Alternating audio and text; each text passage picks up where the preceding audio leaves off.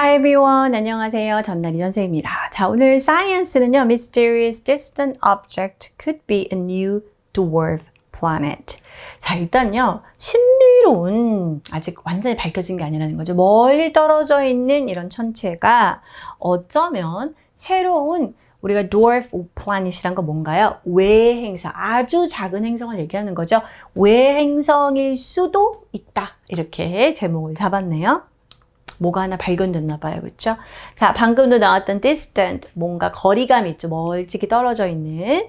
칭하다, 간주하다. 이 qualify라는 건 원래 어떤 자격이 되다라는 그런 의미도 있죠. 근데 qualify A is B라고 했을 때는 얘를 B라고 해줄 수 있겠어? 이렇게 자격을 줘서 이렇게 간주해도 되겠어? 여겨도 되겠다라는 말로 쓰일 수 있고요. hypothesis, 가설이죠. 아직은 이걸 실험을 통해서 딱 증명이 된 건 아니지만 이러서 이런 거 아닐까, 이럴 수 있지 않을까요? 라고 가설을 세운다고 할 때 가설입니다. cluster, 이게 집단으로 여러 개로 모이는 거. deviate, 어떤 트랙에서, 궤도에서 벗어나는 거를 deviate라고 할 수 있고요. alignment, 일렬로 정렬하는 것을 얘기하는 명사가 되겠습니다. 자, 보겠습니다. Imagine an ice world so distant it takes over 24,000 years to orbit the sun once. 네, 참 감이 안 오는데요. 자, 얼음 세계가 있다고 상상해 보세요. 근데 그 얼음 세계가 너무 멀어요. 멀리 있어서 너무 멀리 있어요. 이렇게 태양이 중심으로 있으면 너무 멀리 있어요. 그래서 태양 주변을 한 번 이 궤도를 따라 돌기에 얼마나 이게 간격이 이렇게 멀어져 있냐면은 24,000년. 그러니까 태양을 중심으로 이렇게 태양 주변에 이렇게 도는데 걸리는 시간이 1년이 아니고 2년이 아니고 100년도 아니고 24,000년이 걸리는 그러한 얼음 덩어리 세계가 있다고 상상해 보세요 라는 거예요. 지금 그런 게 지금 발견이 됐다는 얘기죠. That's 2017 OF201, a newly spotted object beyond Pluto that scientists believe may qualify as a dwarf planet. 자, 오늘의 주인공입니다.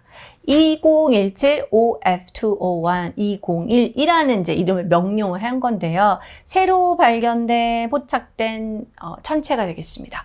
우리가 이제 그 끝에 수금, 지화, 목도, 천해명, 이제 이거는 이제 행성으로 안 치긴 하지만 명왕성 뒤편에 있는 천체, 그러니까 그 뒤에 있는 거죠. 멀리 떨어진 거죠.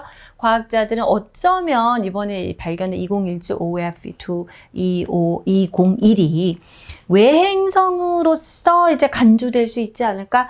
너는 그 반열로 이제 올릴 수 있겠다라고 생각을 한다는 거죠. But its unusual orbit has also raised questions about a popular theory involving a possible ninth planet in the outer reaches of our solar system.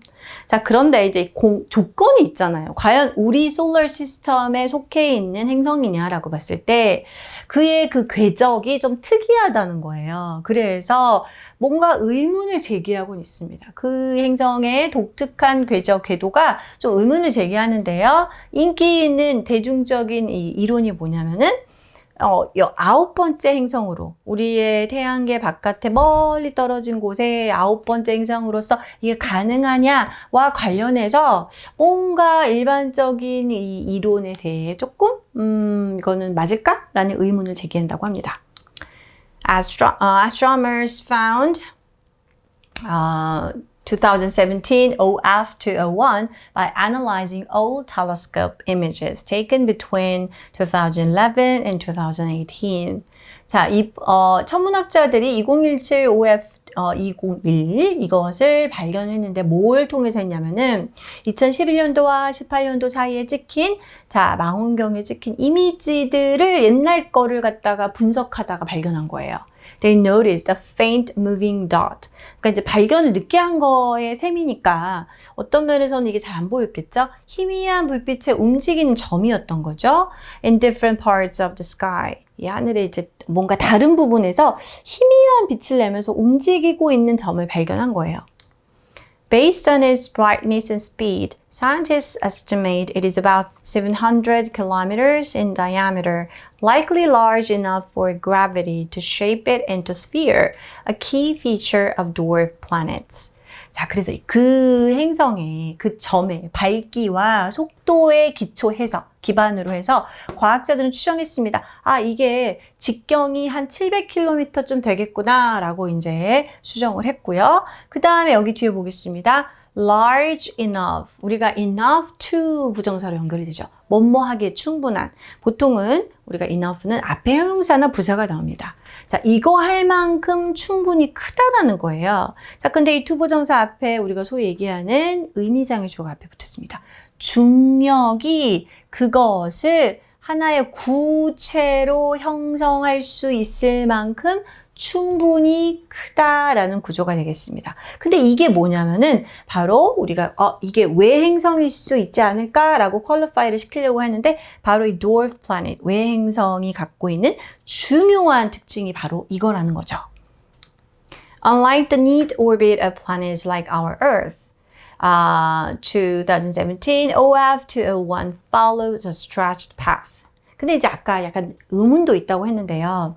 이 지구의 경우와 같이 되게 깔끔한 궤도, 이제 동그라미 이렇게 정확하게 중심을 이렇게 돌고 있는 이런 행성들의 깔끔한 궤도와는 달리 이 행성 같은 경우는요, 뭔가 좀 더 늘어진 패턴, 이렇게 동그란 게 아니라 어떻게 보면 타원형 같은 느낌일 수 있겠죠? Stretched path를 따르고 있어요. 그 궤도가, 오rbit이.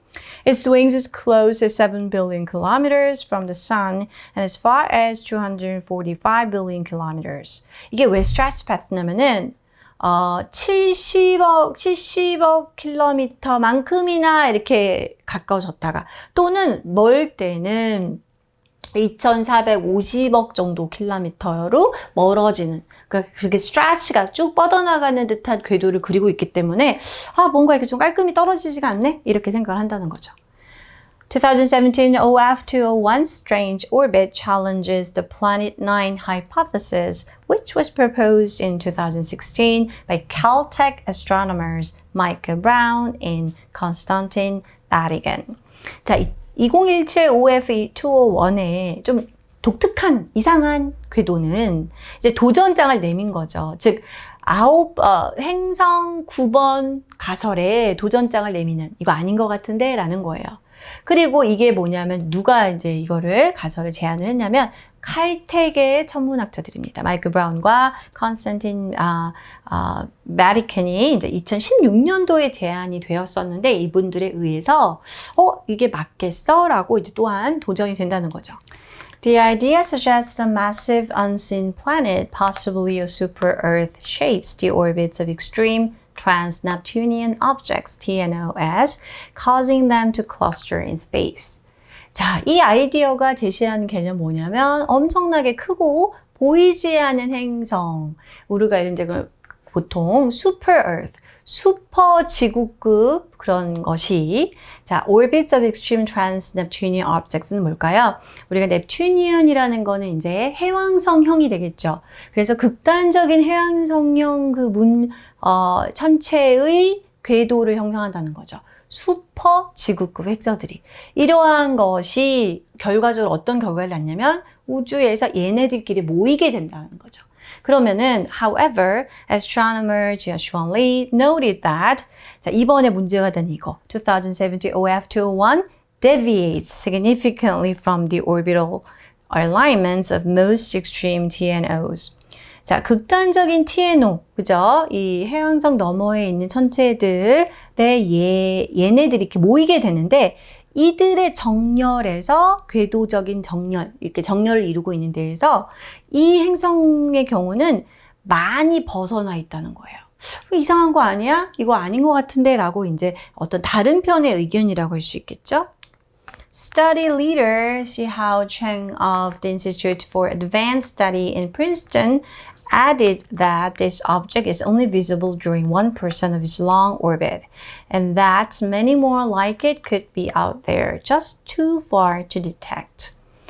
자, 프린스턴에서 이제 기관에 있는 시하오 챙의 경우에는 이거 이제 선임 연구원이 되겠습니다.